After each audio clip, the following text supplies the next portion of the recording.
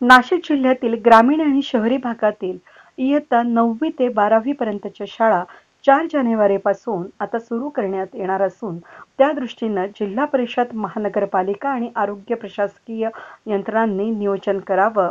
तसंच कोविड लसीकरणाचा कार्यक्रम संपूर्ण जिल्ह्यात राबवण्यासाठी जिल्हा प्रशासनामार्फत पूर्वतयारी करण्यात आली असून प्रशासकीय यंत्रणा लसीकरणासाठी सज्ज आहेत.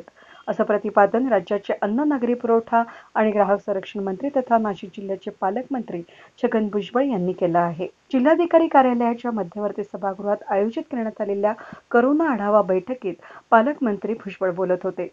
यावेळी जिल्हाधिकारी सूरज मांढरे, पोलीस आयुक्त दीपक पांडे, महानगरपालिका आयुक्त कैलास जाधव, जिल्हा परिषदेच्या मुख्य कार्यकारी अधिकारी लीना बनसोड, जिल्हा पोलीस अधीक्षक सचिन पाटील, मालेगाव महानगरपालिका आयुक्त दीपक कासार, जिल्हा शल्यचिकित्सक डॉक्टर रत्ना रावखंडे, उपजिल्हाधिकारी वासंती माळी, जिल्हा आरोग्य अधिकारी डॉक्टर कपिल आहेर, महानगरपालिकेचे आरोग्य अधिकारी डॉक्टर बापूसाहेब नागरगोजे, महानगरपालिका नोडल अधिकारी डॉक्टर आवेश पल्लोड, जागतिक आरोग्य संघटनेचे डॉक्टर प्रकाश नंदापूरकर, डॉक्टर उत्कर्ष दुधडिया हे उपस्थित होते.